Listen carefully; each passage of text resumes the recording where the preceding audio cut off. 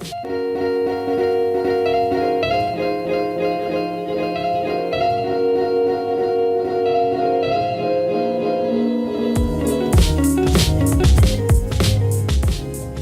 Experian finally is starting to report the trended credit data over to Fannie and Freddie. Hi everybody, Dave Sullivan here for the Credit Guy TV.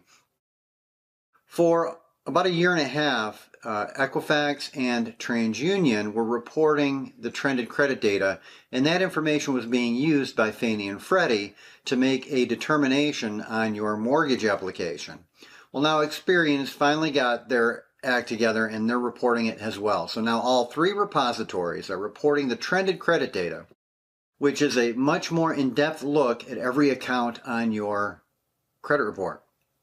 It looks at when did you pay, how much did you owe, did you pay the minimum balance, did you pay more than the minimum balance, did you pay on the due date or before the due date, trended credit date, the due date. It's a much more in-depth look at every account on your credit report. And it's a much improved way to evaluate the credit risk of an individual. I think it's a much better solution than the way we did it before. Problem is, Fannie also dictates that we use 05, FICO 05, for that determination, which does not take into account the trended credit data.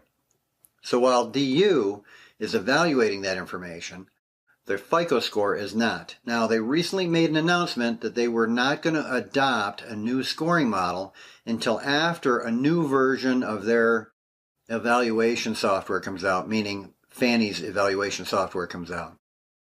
And that's in June of 2019. So we're stuck in this situation where the credit report is being scored with one model, not taking into account the trended credit data, and where Fannie Mae is including that data.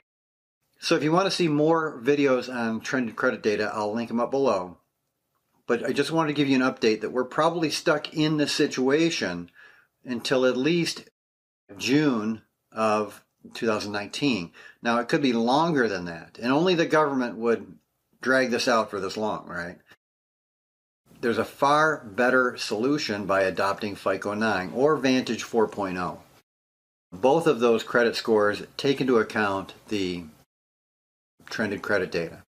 Now, in my next video, I'm going to weigh the pros and cons of Fannie taking on Vantage versus FICO, or if the credit scores don't even matter because they're not really looking at them anymore.